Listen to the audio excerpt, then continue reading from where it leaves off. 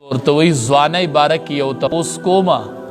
فیما ابلاهو ځواني دی پس کې زړه کړي وا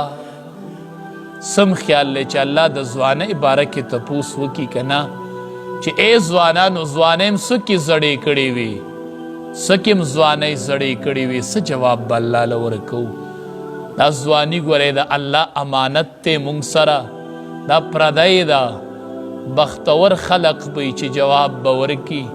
چې الله ما خو ټوله ځواني ستا په دین کې زړه کړې وه چې ځوانۍ باره کې الله تپوسو کې چې الله وایي ځواني دې څه باره کې زړه کړې وه بس ما خو د الله په نافرمانو کې ځواني زړه کړې وه دا ځوانۍ د الله د طرف نه یو احسان وګڼئ ښکلي طاقتور وجودونه الله درکړي دي د شپې تهجد لپاسئ د ورځې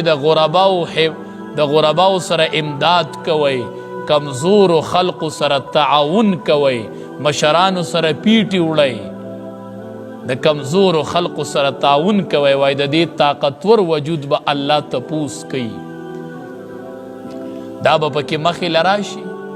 چې الله ما خو ځواني د غریب په خدمت کې زړه کړې و ما خو په عمر له د غریبانانو سره پیټي وړي راوړي و د غریبانانو خدمتونه مې کړي نو ځواني د الله د طرف نه امانت دی چې دا ګورې په ګناهونو کې زړه نشي ګورې چرته د ځوانۍ عبادت او چرته بیا د بوډاتوب عبادت حدیث مبارک کې راځي رب العالمین نبی کریم صلی الله علیه وسلم فرمایي وی الله تبارک و تعالی وی چې په ټوله دنیا کې زه په څه ډېر خوشحالیږم من شاب التائب په ټوله دنیا کې په دې ډېر خوشحالیږم چې ځوان سړی ما ته توبه وباسي الله وایي چې ځوان یې ما ته وایي چې الله زما توبه ده مونږ وایو الله مونږ په حالت د ځوانۍ کې یو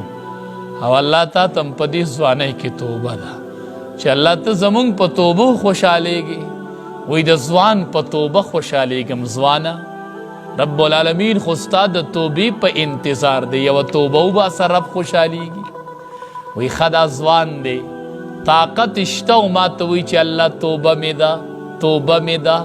الله نه به کوم ګناه مونږ وایو الله مونږ توبه ده الله زمونږ توبه ده الله زمونږ توبه ده دا ځوانۍ به چرې د دین خلاف نه استعمالیږي الله دا ځوانۍ به د فقیر خلاف نه استعمالیږي دا به د غریب خلاف نه استعمالیږي بل تپوس په الله وکړي وعن ماله د مال باره کې به الله تپوس کوي مال باره کې به ګورې دوه تپوس کېږي من این اکتسبه و فیما انفقه چې دا مال دی ګټلی څنګه او مال دی بیا لګولی څنګه مال باره کې به ګورې دوه تپوس کېږي او دا ډېر مشکل دی من این انفقه دا مال دی څنګه ګټلی او د کسب طریقه دی حلاله وه مزدوری چې دی کول او کاروبار دی کو عالم نه دی تپوس کړی چې دا حلال دی که حرام دی د دې تپوس دی کړی طریقه د معاش دی حلاله وه من این اکتسبه دا مال دی څنګه ګټلی ځکه خو زه بار بار وام خصوصا د ملیشیا او د دوبۍ او د سعودي مسافرو ته چې مال ګټئ لږ ګټئ خو ګورئ په حلالی ګټئ دلته پې مزې ټول خلق کوي او حساب به یې ګورئ ستاسو سره بیا یوازې کوي مزې به پې دلته نور خلق کوي او حساب به یې ګورئ تاسو سره لږې ګټئ خو حلالې ګټئ د برکت سره یې ګټئ ډېره ګرانه خبره ده ګورئ چې تپوس بیا وشي